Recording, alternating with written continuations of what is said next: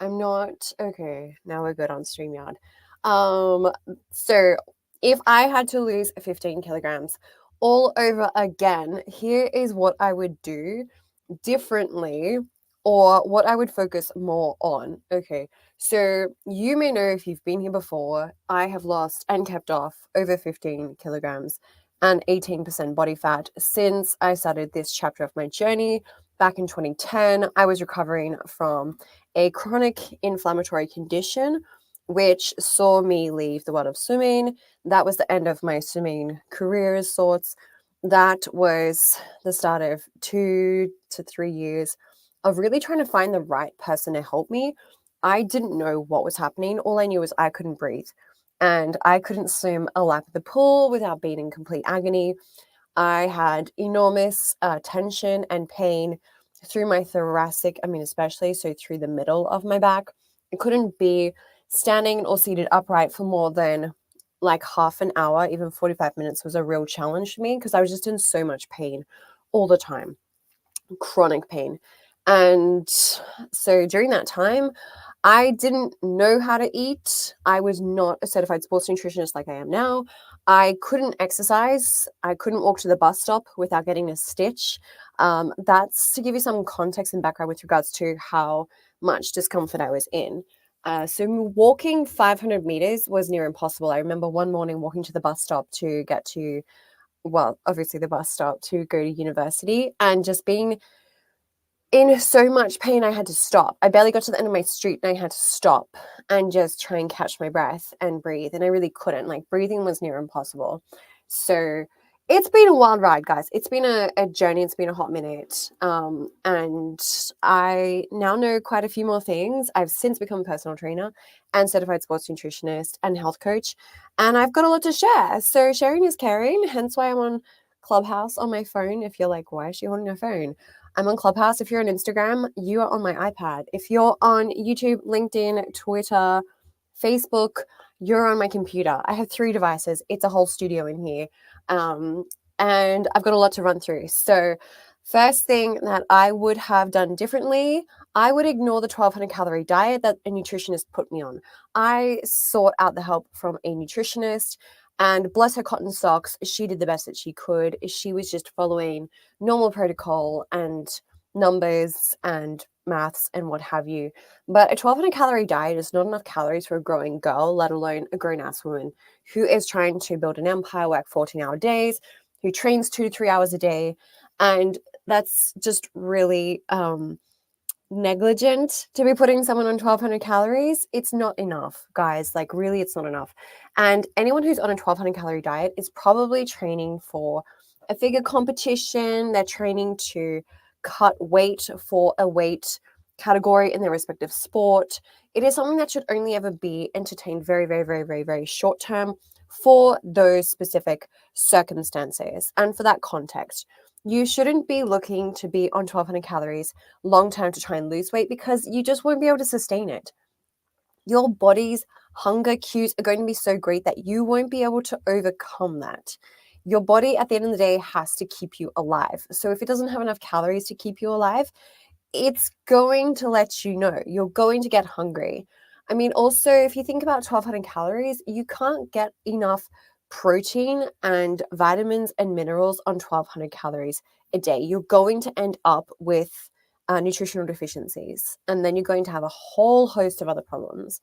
So you then might be lean and starving, but not have enough vitamin A and not have enough iron and not have enough vitamin K or enough folate. Do you know? So you're not really actually solving anything by being on a 1200 calorie diet, especially long term. So I would have not done that, but I was following quote unquote expert advice, and it's no wonder it didn't work out long term. The second thing I would have done is I would have focused more on protein a lot earlier in this journey. So it took me a few years to understand the importance of protein, and it probably wasn't until I had been a trainer for 2, maybe 3 years before I noticed that this was really, really missing in my diet. To the extent that I needed it. So I'm currently sitting at around 2.2, 2.4 grams of protein per kilo of body weight a day, with my clients, I look to get them at 1.5 grams as the kind of foot in the door baseline day-to-day situation. And then we often will try and increase from there. So if you're not getting 1.5 grams of protein per kilogram of you weigh a day, don't complain that you're not lean. Don't complain that you're not strong. Don't complain that you can't build muscle. Don't complain that your weights are plateauing and that you're not recovering and that you're sore and that you're basically not moving the needle on your health and fitness goals. Most of us are barely getting 1 gram of protein per kilo of what we weigh a day. And it's not enough. I can tell you that. All the research points towards that. And we've studied people who are consuming even 3 grams of protein per kilo of what they weigh a day. So, for example, if someone's 60 kilograms, that would equate to 180 grams of protein a day. Guess what? Their liver and kidneys are still okay. If your liver has a problem, it's probably because of other substances that you're consuming. Or if your kidneys have a problem, like same thing, but it's not the protein, okay? So we need to get that up. And that was a huge, huge, huge, huge, huge shift for me. It made a tremendous difference to my body composition, continues to make a difference to my body composition. The first thing I noticed though is it keeps me full. Like having protein as a primary focus in your diet, it just keeps you full, keeps you fuller for longer. Protein goes further down the digestive tract before it gets broken up. So the thermic effect is much greater, meaning your body requires more energy to break it down. And that's part of the reason why it keeps you feeling full. Also, we need it to build muscle. And the more of us as a composition, which is muscle, the more calories we burn at rest. So even standing still, doing nothing other than hand gestures and blinking, you burn more calories. Who doesn't want that? Like who? Who doesn't want that? Tell me. Only crazy people don't want that. So we need protein and we need a lot more than what we're getting. The third thing I would have changed is I would have got most of my carbs before exercise. So for whatever reason, I used to think, or subconsciously, I thought I needed carbs at every single meal. And when I say carbs, I mean like a substantial portion of carbs. I mean, as in bread, I mean potatoes, I mean pasta, I mean rice, noodles. I don't really eat noodles, nothing against noodles. I just don't gravitate towards them. So I would get way more carbs than necessary at like every single meal. And again, if you like carbs, good for you. If you're an athlete and you're swimming 9 times a week, 10 times a week, then you probably need that. I, however, definitely did not. And my shift since then has been focusing on getting most of my carbs before movement. I find this really, really helps with my performance during that exercise itself. So I look to get about 75% of my body weight in grams of carbs before training. So for example, if someone is 60 kilograms, you're looking at about 45 grams of carbs in your workout, your pre-workout meal, 1 to 2 hours before training. Now, this depends person to person as well. Nutrition is a very, very, very, very personal thing. So sometimes you have to experiment and listen to your body, get the feedback from your body before deciding if something is a good fit for you or not. It's not so easy for me to say, this is a good source of carbs and this is a bad source of carbs. Look, at the end of the day, carbs are carbs, calories are calories. The most important thing is that it digests well for you. Okay. Now, I know what works for me because I've experimented over the years. I know what feels substantial enough and gives me enough energy to train properly. And I know what doesn't. And that's just time. That is just me experimenting over time. And again, taking that feedback from my body. So that's what you want to be mindful of when you're trying these things, is just try an approach, stick to it for a week, listen to your body, the feedback. How much energy did you have? Did you feel that you ran out of energy halfway through? Did you feel that you could really give it your all? Did you have enough oomph in your training? Did you feel a little lackluster? Like for me, I know potato just doesn't cut it before training. It doesn't. I love potato. I'll happily eat it. It's very mineral dense. But before exercise, I need something a little more substantial. Okay. And I just know that because I've tried. I've just tried different things. So that would be another shift that I make. Number 4 is I would have reduced the number of exercises in my program, but I would have focused on the intensity that I was training with. So if we're thinking about building strength, you really need to create mechanical tension. So think about it as you are trying to obviously resist gravity, right? If we think about a movement such as a squat, we are trying to push up out of the squat as gravity is trying to pull us down, okay? It's just the easiest way to put it. Now, the more you can contract your muscles, then the more strength you start to build, the more mechanical tension you create. That's how we lift ourselves up and, well, push ourselves up out of a squat when we have all that weight on our shoulders, if we're thinking about a back squat. So I was training with too many exercises, just way more than necessary. And what I've noticed is the fewer exercises I have, the more intensity I can give each exercise, the more mechanical tension I can create, which means I get stronger. So I don't actually get stronger by doing more exercises necessarily. It's all about the intensity. How many ugly faces can you make in training? How many times can you grunt and groan and get that rep out when you think that it's not going to happen? How many of those reps are you doing? Or are you comfortably getting to 15 reps every single time when you could probably do 7, 8, 9 more? In fact, they've done studies to look at how many reps people can do after they think they're done. And on average, it's between 7 and 8 reps. That's a lot, guys. That is a lot. You are leaving a lot of money on the table if you're always training with 7 or 8 reps left in you. That's way too many. Okay, you got to get more uncomfortable. You have to push yourself harder if you want to see real tangible change when it comes to building strength. And you are training very comfortably if you still have 7 or 8 reps left in you. So I go as close to failure as I can.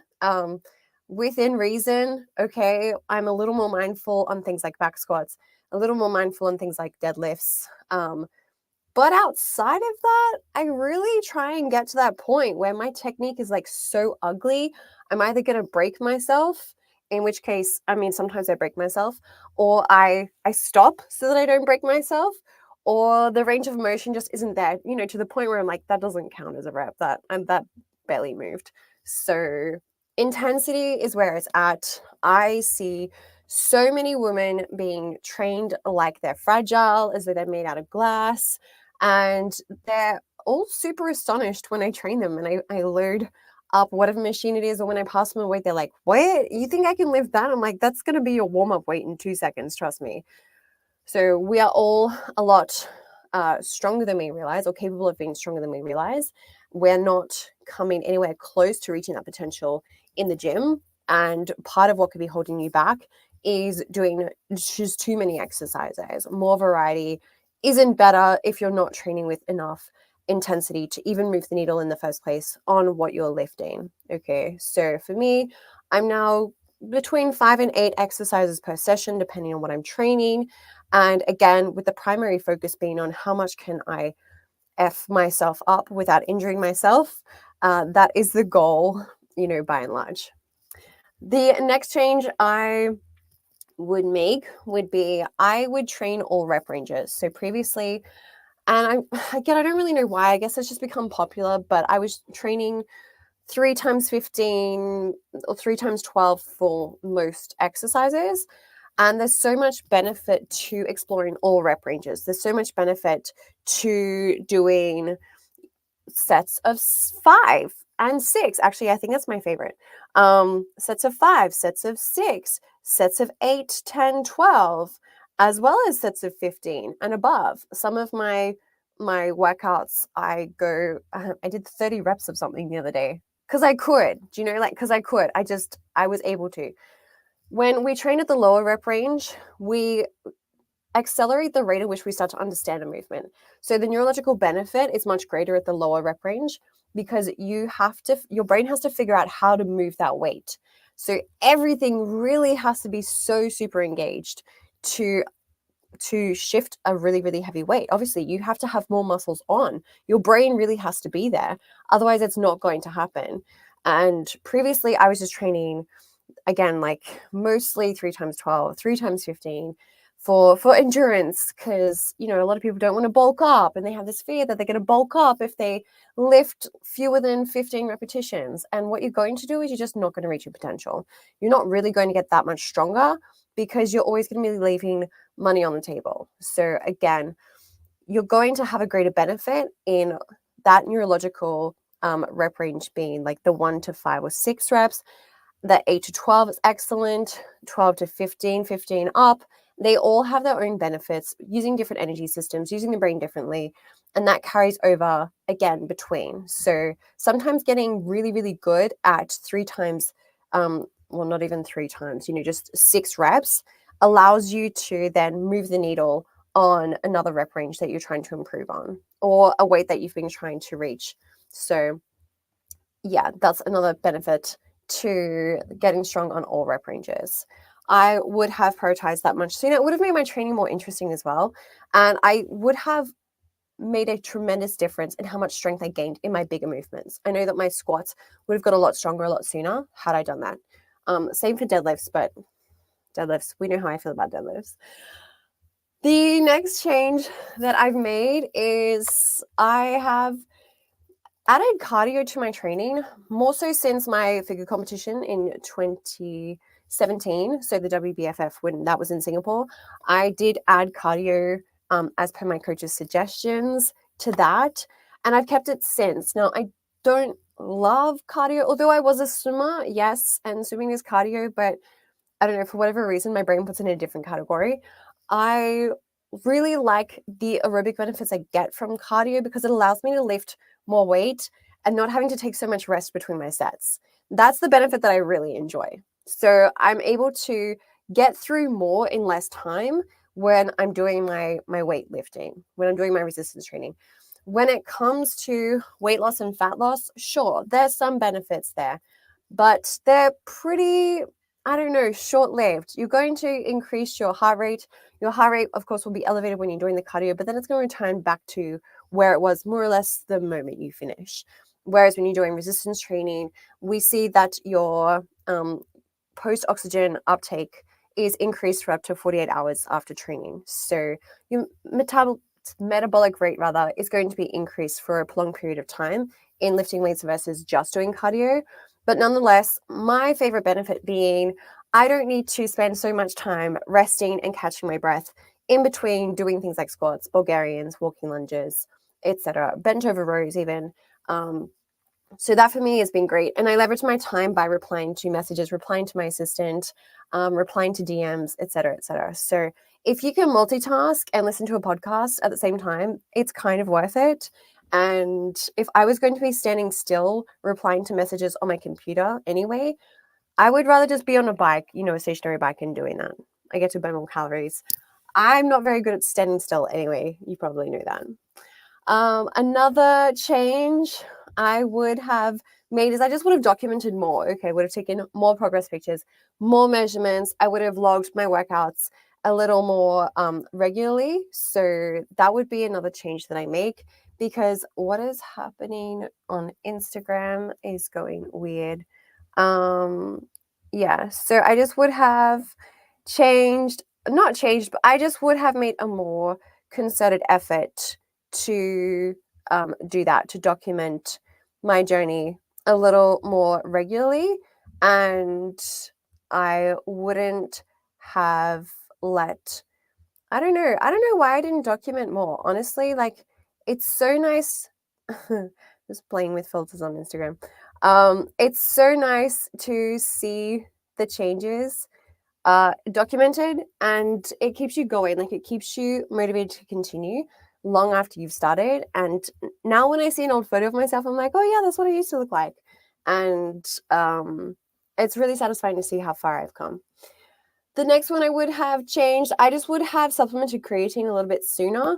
The changes I've noticed since starting creatine are quite noticeable. So improved power output, improved recovery, better aerobically, I feel like I just perform a little bit better. As in between my sets of resistance training, aerobically, I feel better. So I would have just started creatine a little bit sooner than what I actually did. Though, like, I'm not mad at myself for not starting it sooner. I think I started during the pandemic, during circuit breaker, I think is when I started to load creatine. I did do a loading phase. Now I know you don't have to. No, but I actually really did because I was having stomach issues, I was having digestive issues, I was having all kinds of issues, and I consulted my dietitian friend, so she suggested a certain protocol to follow. Followed it, got on board with it. Now I'm on maintenance, 5 grams a day, feels really good. And I started again, I think it was like 2021 or 2022 when we were in lockdown. Because I'm like, if I'm going to put on weight, no one's going to see me, no one's going to know, good timing. And knowing what I know now, I just would have probably done that a few years sooner, is all. And the last thing I would have changed is regular meal timings. So I'm very regular with my meal timing now, though when I started this chapter of my journey, I was less regular. And I think it makes a tremendous difference to energy levels. Your body likes homeostasis. It likes to know what it's getting when. It likes to know how many calories it's getting from protein and carbs and fat and how many vitamins and minerals it's getting and when it's getting those things, because then it can recalibrate how much it lets you do based on what you're putting in. So that's the change I would have made, would be to just be a little more consistent and regular with my times of meals. And I would have included snacks earlier in my journey. So before, when the nutritionist was suggesting like 3 tiny ass meals a day and 1 teeny tiny snack to me a day, which was just not cutting it, I would have, of course, eaten more, but I would have had 2 snacks instead of just 1 snack. And that would be another change that I would have made. So just more regular meal timings. For me, eating every 3 to 4 hours. Yes, I'm like a newborn child, but every 3 to 4 hours is a good fit for me. It feels good. I have consistent energy. My digestion is better for it. And that's just what I have found to be helpful and beneficial based on where I am now. And, if you can go 5 hours between, good for you. If you can go 2 meals on one day, also good for you. Do I suggest it? Not necessarily. Are you going to get enough protein from 2 meals a day? Probably not. So that's worth factoring in. But I share what I share. This is my journey. And these are the 9 changes that I would have made, knowing what I now know or know now. So I hope you found this to be helpful. Any main takeaways, please leave them in the comment section. I want to talk about what you want to hear about. So if you have any suggestions on future topics to be covered, do let me know. If you want a copy of this, let me know as well. This will be turned into a podcast. So keep your eyes peeled and ears open for that. I hope you took away some learnings. If you're just joining us now, be sure to go back to the start and listen again. And again, if you want a copy, just message me directly and I'll send you the direct link once this is a podcast. Have a beautiful Friday and thank you so much for watching.